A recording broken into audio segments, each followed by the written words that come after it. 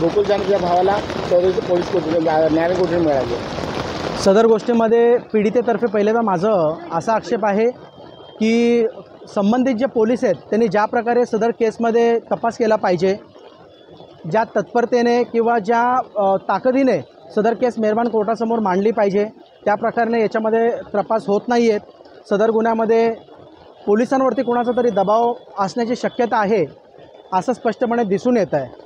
कारण आजसुद्धा जे रिमांडसाठी पोलीस आले होते, जी स्पेसिफिक काही कारणं, महत्त्वाची कारणं पाहिजे होती ज्याच्यामध्ये पोलीस कोठडी वाढण्याची शक्यता होती, परंतु पोलीस कोठडी मिळण्यासाठीची काहीही वैध ग्राउंड मेहरबान कोर्टात सादर करण्यात नाही आली आणि यामुळेच मेहरबान कोर्टाने आरोपींना न्यायालयीन कोठडी देण्याचा हुकूम केलेला आहे। या आज मेहरबान कोर्टाने पोलिसांनी मानपाडा पोलीस स्टेशनमध्ये या आरोपीविरुद्ध जो पूर्वीचा 326चा जो गुन्हा होता गंभीर दुखापतीचा, ज्याच्यामध्ये तो फरार होता, त्या गुन्ह्यामध्ये पोलिसांनी ताबा मिळण्यासाठी अर्ज केलेला आहे आणि मेहरबान कोर्टाने तो मंजूर केलेला आहे। ॲक्च्युली हा आरोपी जो आहे तो गुन्हेगारी पार्श्वभूमी असलेला आहे, याला कायद्याची कशा प्रकारे भीती नाही आहे। हा पोलिसांशी सुद्धा अरेरावी करतो, पत्रकारांनी काय विचारलं तर पत्रकारांशी सुद्धा अरेरावी करतो। हा म्हणजे किती निर्गठ्ठ झालेला व्यक्ती आहे याच्यावरून दिसतो आणि पोलिसांना तपासामध्ये कशा प्रकारे सहकार्य करत नाही आहे, त्यांना प्रत्येक गोष्टीत उलट उत्तरं देतो आहे आणि सहकार्य करत नाही आहे, हे म्हणालेलं आहे। नक्कीच ती जी तरुणी आहे, ती तरुणी आणि तिच्या 2 बहिणी, अशा फक्त त्या 3 बहिणी इथे पिसवलीमध्ये राहतात घरात। त्यांचा एक भाऊ आहे, तो सांगलीला कामानिमित्त असतो, त्यांना आईवडील नाही आहेत आणि अशा याच्यावरती जर व्यवस्थित कायदेशीर कारवाई झाली नाही, जर तो सुटला भविष्यात, तर त्या मुलीच्या जीवाला आणि त्यांच्या कुटुंबाला नक्कीच गंभीर दुखापत होण्याची शक्यता नाकारता येत नाही। आज कोर्टामध्ये दोन्ही आरोपींना हजर केला असता आरोपीच्या वतीने आम्ही त्यांची बाजू कोर्टामध्ये मांडली। त्यानंतर माननीय न्यायालयाने आरोपीला MCR मंजूर केलेला आहे।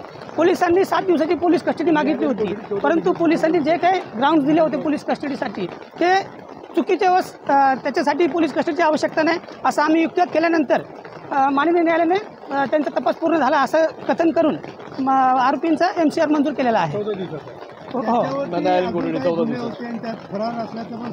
बघा, आता त्याच्यावर जुने गुन्हे असल्याचं नमूद केलेलं आहे, परंतु त्या गुन्ह्याकरिता ह्या गुन्ह्यामध्ये त्याला कस्टडी किंवा वाढीव देता येत नाही। त्यामुळे माननीय न्यायालयाने ते स्पष्ट केलं, दुसरा गुन्हा जरी दाखल असेल तर त्याच्यासाठी तुम्ही वेगळा तपास करू शकता। त्या गुन्ह्यामध्ये तपास करण्याकरिता याच्यामध्ये वाढीव कस्टडी देण्यात आलेली नाही आहे। कोणत्या गुन्ह्यात तो फरार होता काय? बघा, आता दुसरा एक 326चा गुन्हा आहे असं त्या पोलिसांनी नमूद केलेलं आहे, परंतु त्या गुन्ह्यामध्ये वेगळा तपास ते करणार आहेत पोलीस। न्यायालयीन कोठडी मंजूर झाल्यानंतर आम्ही आरोपी क्रमांक 2 जो रणजित झा आहे त्याचा जामीन अर्ज माननीय न्यायालयामध्ये दाखल केलेला आहे।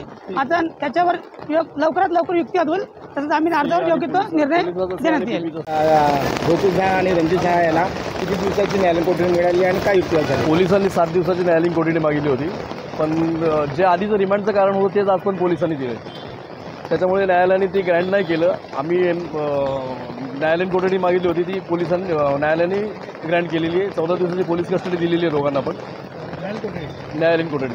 पोलिसांनी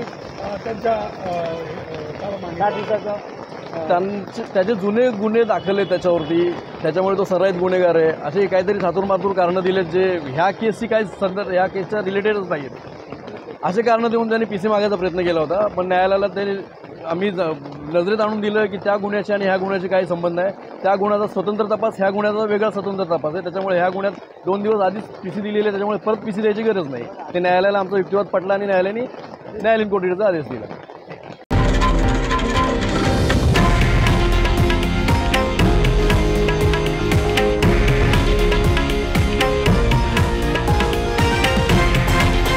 हे आहे देशातील नंबर 1 न्यूज नेटवर्क आणि आपण पाहत आहात TV9 मराठी, एकमेव।